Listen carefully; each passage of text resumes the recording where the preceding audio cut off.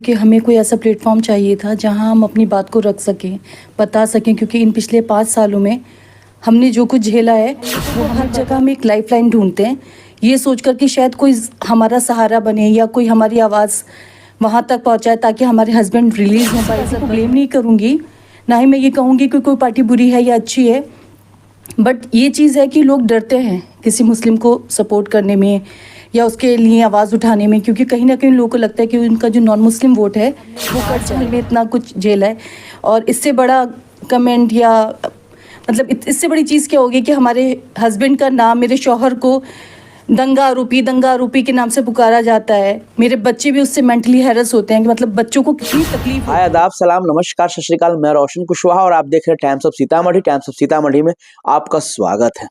मैं बात कर रहा हूं दिल्ली की राजनीति की, जहां पे आपने देखा चुनाव आयोग द्वारा अनाउंस हो गया और उसके बाद 5 फरवरी को वोटिंग है और 8 फरवरी को रिजल्ट है।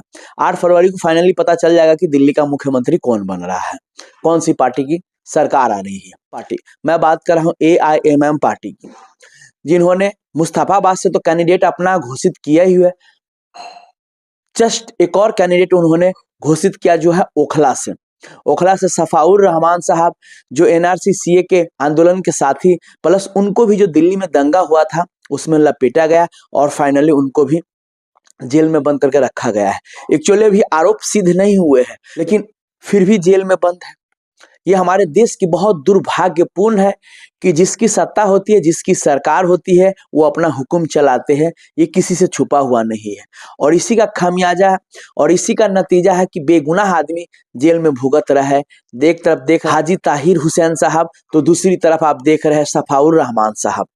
जो विरोधी दल है उनको सबसे ज्यादा तकलीफ होता है, आम आदमी पार्टी, BJP, इनको सबसे ज्यादा तकलीफ इसलिए है कि ये बार बार AMM पे आरोप लगाते हैं कि आरोपी को टिकट दे दिया, दंगे वाले को टिकट दे दिया। भैया वो आरोप सिद्ध नहीं हुआ है।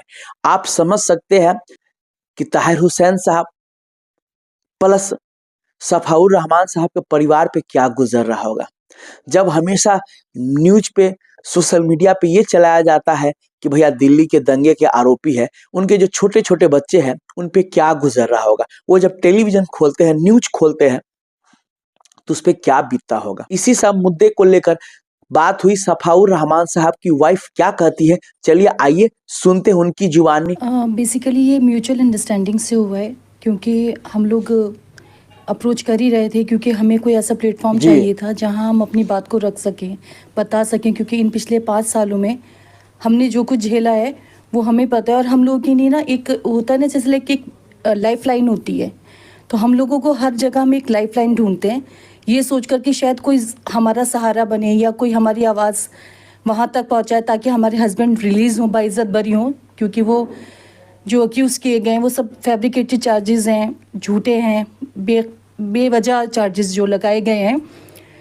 तो इन 5 सालों में हमने देखा कि किसी भी पार्टी में, चाहे वो लोग चाहते भी हैं, मैं किसी पार्टी को ब्लेम नहीं करूँगी, ना ही मैं ये कहूँगी कि कोई पार्टी बुरी है या अच्छी है, बट ये चीज़ है कि लोग डरते हैं किसी मुस्लिम को सपोर्ट करने में या उसके लिए आवाज़ उठाने में, क्योंकि कहीं ना कहीं लोगों को लगता है कि उनका जो नॉन मुस्लिम वोट है वो कट जाएगा। वाहिद एक ऐसी ये AIMIM पार्टी जो है, असदुद्दीन ओवैसी साहब की पार्टी, उन लोगों ने के अंदर हमने वो खौफ और वो डर नहीं देखा कि हमें ये लगता कि हम उनको अप्रोच करेंगे या वो हमें अप्रोच करेंगे तो वो पीछे हट जाएंगे या हमसे हमारी नहीं वो चीज़ नहीं करेंगे। क्योंकि आप देखते होंगे कि अक्सर वो आवाज़ उठाते हैं, विधानसभा हो या लोकसभा हो, जहाँ पर भी हो, वो अपनी आवाज़ रखते हैं, इन सब चीज़ों को रखते हैं जो मुस्लिम फेस कर रहे हैं। तो म्यूचुअल अंडरस्टैंडिंग से हुआ है, ऐसा नहीं है कि कोई प्लान था या कोई प्री प्लानिंग थी, बस ये था कि हाँ डेफिनेटली हम लोगों को ये है कि कुछ ना कुछ तो हमें करना चाहिए, क्योंकि 5 साल से एक बंदा जेल के अंदर है, बेकसूर है और कहीं ना कहीं लोग उनको भूल चुके हैं।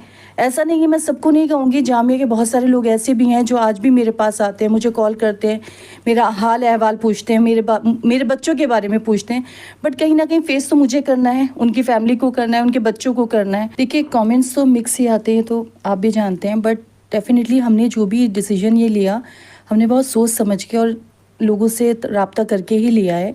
ज़्यादातर लोगों ने हमसे कहा कि हमें करना चाहिए, ये एक प्लेटफॉर्म है जहाँ हम अपनी बात रख सकते हैं, और उम्मीद है इंशाल्लाह ओखला से, जामिया के लोगों से जो लोग ये कहते हैं कि भाई हम किस तरह से मदद कर सकते हैं, तो मुझे लगता है कि ये वक्त ऐसा है कि वो लोग हमारी मदद कर सकते हैं, क्योंकि इसमें किसी को खौफ भी नहीं रहेगा।